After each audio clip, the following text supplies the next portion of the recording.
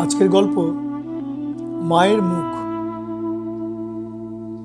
এখন কোনো শবদাহ করা জল ভাত হয়ে গেছে। আগের মতো কাঠখড় পোড়াতে হয় না। একটা লোহার বাসর ঘর, তপ্ত, খাটটিও জম্পেশ, লাল আগুনে তপ্ত হয়ে থাকা লোহার খাট। শুধু পেরাম্বুলেটারে চড়িয়ে এক টুকরো কাপড় জড়ানো নাঙা শরীরটা ঠেলে দাও ওই বাসর ঘরে। লোহার দরজা নামিয়ে দাও ঘর ঘর করে, ব্যাস। চুপ, সবাই চুপ। এখন সহবাস চলছে। না, কেউ উকি ঝুঁকি মারবেন না। অবশ্য মারার অবকাশও নেই, কেননা মনসামঙ্গলের ব্যাককেলে কামারের মতো এখানে ছিদ্র রাখা হয়নি। বেহুলা লক্ষিন্দরের গল্পটা এখানে তামাদি। অর্ক এক মনে ভাবছিল এসব তো তার মায়ের জন্যই এই বাসর ঘর ভাড়া করা হয়েছে। ঠিক ৪৫ মিনিট। এই সময়ের মধ্যেই অগ্নি তার সহবাস সেরে নেবে, হাড় মাস মজ্জা সব ছাই করে দেবে। কিন্তু শাস্ত্র বলে আত্মার বিনাশ নাই। অর্ক আত্মা মানে না, অস্তিত্ব মানে। পঞ্চভূতে বিলীন হওয়া অস্তিত্বটাও তো পৃথিবীতেই থাকে, কোথাও না কোথাও থাকে, শুধু রূপ বদলায়। তার মানে তার মা কোথাও না কোথাও থাকবে এই পৃথিবীতে। একথা ভাবতে অর্কর ভালো লাগলো। হঠাৎ কাঁধে একটা হাত পড়তেই অর্ক সম্বিত ফিরে পেল। ব্রততী সহমর্মী হতে চাইছে, কিন্তু তা কি হয়? মা আর শাশুড়ি কখনো এক হয় না। তবে সংসারে একটা মানুষকে নিয়ে একটা অভ্যাস গড়ে ওঠে। সেই জায়গাটা শূন্য হলে একটু খারাপ তো লাগেই। কিন্তু যার মা, তার তো অন্য ধরনের দুঃখবোধ। কামুর আউটসাইডারের নায়কের মতো সে নির্লিপ্ত হতে পারেনি বটে, তবে শূন্যতাবোধকে একেবারে নিচু স্তরেও নামিয়ে আনতে পারেনি। হাউ হাউ কান্নার মধ্যে এক ধরনের ছেলে মানুষই আছে, গেঁয়মিও আছে। অর্ক মনে করে অভাববোধটা মনের, সেটা শব্দহীন, স্মৃতি বিজড়িত হয়ে ভবিষ্যৎ জীবনকে কুড়ে কুড়ে খায়। অথচ মানুষ মরণশীল, সকলেরই পরিণতি ওই লোহার তপ্ত বাসর ঘর। কারো কারো অবশ্য গোরস্থান, কিন্তু সেখানেও কি সে থাকবে? রূপবদল ঘটবেই। শবদাহের জন্য লোহার ঘরে ঢুকিয়ে দেওয়ার পর সব যাত্রীদের হাতে থাকে ৪৫ মিনিট। কারো কারো দেহর কলেবর বেশি হওয়ার জন্য সময় লাগে একটু বেশি, ৫০-৫৫ মিনিট। এই সময় সব যাত্রীরা চা সিগারেট খায়, গল্প করে। সকলের তো আর মা নয়, তাই সকলে এত ভেঙেই বা পড়বে কেন? এমন তো কতই হয়, রোজই ঘটছে। শ্মশানে এলে সবাই যেন কম বেশি দার্শনিক হয়ে পড়ে। বলো হরি হরি বল, আবার বলো হরি বল, জোরসে বলো হরি বল। তাই মৃতার সঙ্গে নৈকট্যের অনুপাতে গাল গল্প, রঙ্গরস, তামাশা সবই চলে। ব্রততী অর্ককে ধরে শ্মশানের বাইরে নিয়ে এলো। কাশীমিত্র ঘাটের এই শ্মশান অনেক পরিবর্তিত হয়েছে। এখন দুটো ইলেকট্রিক চুল্লি হয়েছে। কাঠের চুল্লি বাইরের দিকে নামকাওয়াস্তে একটা আছে বটে, তবে তা অব্যবহৃত থাকে। আগে কাঠে মরা পড়াতে ৩-৪ ঘন্টা লেগে যেত। কাঠ ভিজে থাকলে তো আর কথাই নেই, ভোগান্তির এক শেষ। এখন ৪৫ মিনিটের ধামাকা।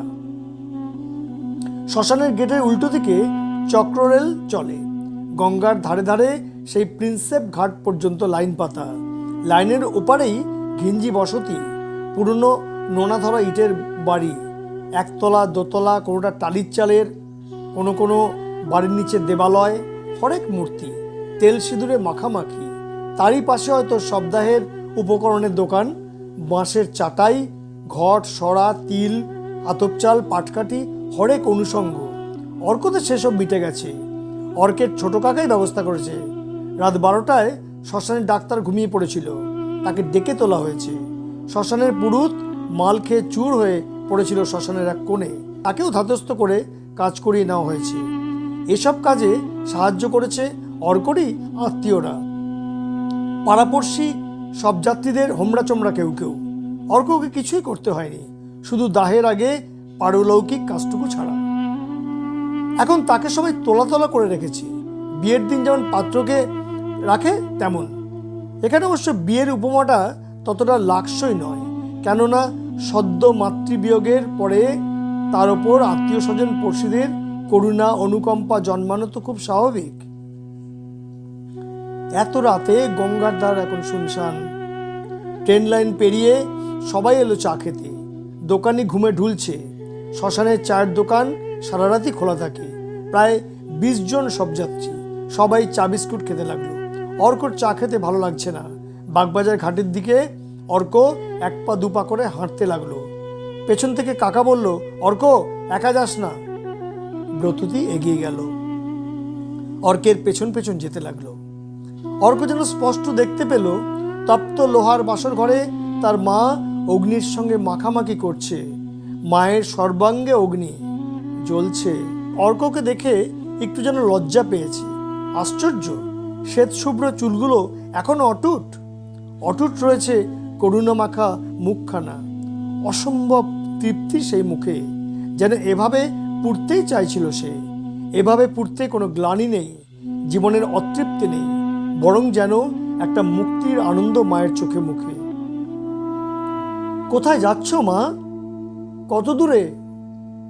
স্বগতোক্তির মতো কথাটা যেন বলেই ফেললো অর্ক। ব্রততী শোনেনি। অর্ক পেছন ফিরে দেখলো সে বেশ কিছুটা দূরে। অর্ক দাঁড়ালো। গঙ্গা রাস্তা থেকে অনেক নিচে। সিঁড়ি আছে, বাঁধানো ঢাল, শ্যাওলা ধরা, ইতস্তত ঝোপঝাড়। এই জায়গায় ঢালের ওপর দিকটায় একটা প্রাচীন অশ্বত্থ গাছ ছিল, এখনো আছে। গাছের গোড়ায় বড়মা ঠাকুরের মূর্তি, কালীঘাটের পটচিত্রের আদলে। মনস্কামনা পূরণের আশায় গাছের গুঁড়িতে লাল ডোর বেঁধে রেখেছে অনেকে। ফাটল ধরা বুনো ঘাস গজিয়ে ওঠা শান বাঁধানো বেদিটা গাছের নিচে এখনো আছে। অর্ক বেদিটায় বসলো। ব্রততী কাছে আসতেই বলল, ব্রত, তোমার মনে আছে এই বাগবাজার ঘাটেই তোমাকে নিয়ে প্রথম যেদিন আমি এসেছিলাম সেই দিনটার কথা? সেটা আরেকটু ওপাশে, ভাগবত সভা আর লঞ্চ ঘাটের মাঝামাঝি।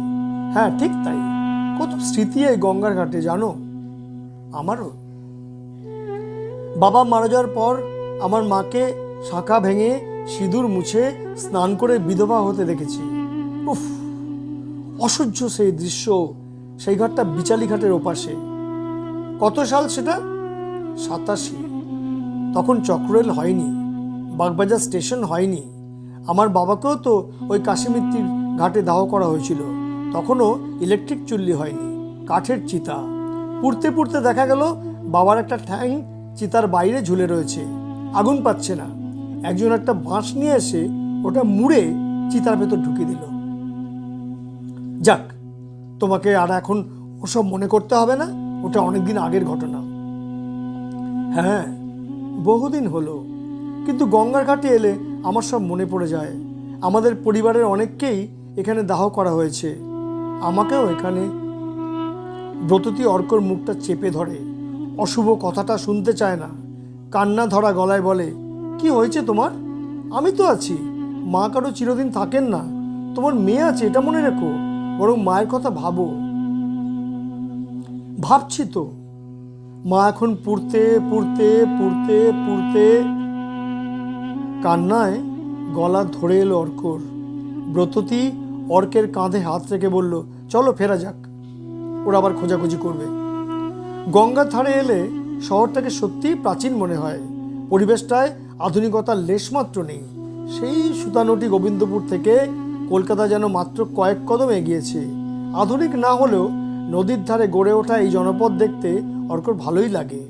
দূরে উত্তর দিকে কাশীপুর গান অ্যান্ড সেল ফ্যাক্টরির চিমনিগুলো রাতের অন্ধকারে অদ্ভুত লাগছে। নিশ্চল হয়ে দাঁড়িয়ে আছে। কত জন্মমৃত্যুর সাক্ষী ওরা, কত ঢেউয়ের, কত বিবর্তনের। তারপরেই গঙ্গার বাঁক, রতনবাবুর ঘাট, আরও দূরে দক্ষিণেশ্বর, বিবেকানন্দ সেতু, ওপারটা হাওড়া, ওপাশে শালকিয়া, মাঝে গঙ্গা। ঢেউ কলাত কলাত, ছলাৎ ছলাৎ, কবিতার মতো। ছোট কাকা ওদের খুঁজতে খুঁজতে এদিকটাই চলে এসেছিল। ওদের দেখতে পেয়ে খানিক চিৎকার করে বলে উঠল, কি রে অর্ক, এত দূর চলে এসেছিস? এমনি, ভালো লাগছিল না। এখন সবার সঙ্গে থাক, একটা টান থাকে। কিসের টান? ছোট কাকা উত্তর দেয় না। অর্ক বোঝে ওদের ধারণা মৃত ব্যক্তি তার প্রিয়জনকে কাছে টানতে চায়। আর রাতের শ্মশান গঙ্গার ঘাটি নাকি দুই ভুবনের চৌকাঠ। এসব ভাববাদী ব্যাখ্যা। অর্ক এসব মানে না। তবে অর্ক এটা দেখেছে, যারা সত্যি মনে প্রাণে বিশ্বাস করে যে এক জন্মই শেষ নয়, পুনর্জন্ম আছে, অথবা মৃত্যুর পরেও আর এক অধ্যায় আছে, তারা সত্যিই শান্তিতে পৃথিবী ছাড়তে পারে এই বিশ্বাস নিয়ে। মায়ের বিশ্বাস ছিল মৃত্যুর পরে সে তার গুরুর কাছে চলে যাবে, ভগবানের সান্নিধ্য পাবে। তাই মৃত্যুতে কোনো ভয় ছিল না তার। শুধু বলতো, আমি যেখানেই থাকি তোদের আমি সবসময় আশীর্বাদ করব। আশ্চর্য বিশ্বাস এদের। তবে অর্ক নিজে এই বিশ্বাসে অবস্থান না করলেও এটুকু স্বীকার করে যে এই মাটির মায়া ছেড়ে যেতে কেউ যদি কোনো অলীক বিশ্বাসে তৃপ্তি পায় তবে তা কম কিসে। অর্ক দেখল তার আত্মীয় স্বজনেরা, পাড়ার ছেলেরা সবাই অপেক্ষা করছে তাদের জন্য। ব্রততী অর্কর হয়ে সাফাই গাইল। ওর মনটা ভালো লাগছিল না, তাই একটু ওপাশটায় ঘুরে এলো। পিসমশাই বলল, সময় হয়ে গেছে। অর্কর পিসতুত দাদা অর্কর হাতে মাটির এক ঘটি জল তুলে দিল। গঙ্গা জল। ঘটির ঢাকনার সাইজের ছোট দুটি খুঁড়ির মাঝে গঙ্গার কাদামাটি ভর্তি করে হাতে দিয়ে বলল, এই জলটা ছায়ের ওপর ছেটাবি। গরম নাভিটা ওরা খুঁজে তুলে দেবে। ওই খুঁড়ির কাঁদার মধ্যে চাপা দিয়ে গঙ্গায় ভাসিয়ে দিতে হবে, বুঝলি তো? অর্ক ঘাড় নাড়ে। এর আগে তার পিতৃবিয়োগ ঘটেছে, বহুদিন আগে হলেও এসব নিয়ম তার মনে আছে। এই সমস্ত পারলৌকিক নিয়ম ভাববাদজাত, কিন্তু একে সে উপেক্ষা করতে পারছে না। পরিবার, পরিজন, পাড়াপড়শি, সমাজ সংস্কার সব তাকে আষ্টেপৃষ্টে যেন বেঁধে ফেলেছে। সে এসব মানুক না মানুক তাকে করে যেতে হচ্ছে। হ্যাঁ, একটা সমঝোতা, অ্যাডজাস্টমেন্ট। মাঝে মাঝে নিজেকে তাই সে খুব বিপন্ন মনে করে। এখনও এক ধরনের বিপন্নতা নিয়ে সে ধীর পায়ে শ্মশানের মধ্যে ঢুকে পড়ল। শ্মশানের গেটের ডান দিকে যে কাঠের পুরনো চিতাটি রয়েছে তার ওপর আগে শ্মশানকালী পুজো হতো। সে একবার দেখতে এসেছিল। একজন তান্ত্রিক নগ্ন হয়ে ওই পুজো করত। অর্কর এখন ওদিকে চোখ ছিল যেতেই পুরনো স্মৃতি যেন নড়ে চড়ে উঠল। বাঁ দিকে ঘুরে কোলাপসিবল গেটের ভেতরে ইলেকট্রিক চুল্লি দুটো পাশাপাশি। বাঁ পাশেরটা তার মাকে দাহ করা হলো। তপ্ত বাসর ঘর। ওর পাশ দিয়ে পেছনের সিঁড়ি দিয়ে নেমে যেতে হয়। অর্ক একটা গরম তাপ অনুভব করলো। সবাই করলো। প্রায় সকলেই একে একে সিঁড়ি দিয়ে পেছনের নিচু জায়গাটায় নেমে এলো। বারমুডা আর গেঞ্জি পরা একটি ছেলে কাঁধ উঁচু টিনের ডোঙার মতো একটা বাক্সে পুড়ে সাদা হয়ে যাওয়া হাড়গোড় এবং অস্থিমজ্জার ছাই এখন অর্কের পায়ের কাছে নামিয়ে দিয়ে বলল, নিন, এতে সবাই জল দিন। নাভিটা খুঁজে দিচ্ছি আমি, 50 টাকা ছাড়ুন তো বকশিস। যদিও অর্কর কোনো কথাই কানে যাচ্ছিল না। নাভি নয়, এই বাক্সের ভেতর অর্ক দেখছিল তার মায়ের মুখ। আশ্চর্য, মুখটা একটু পড়েনি।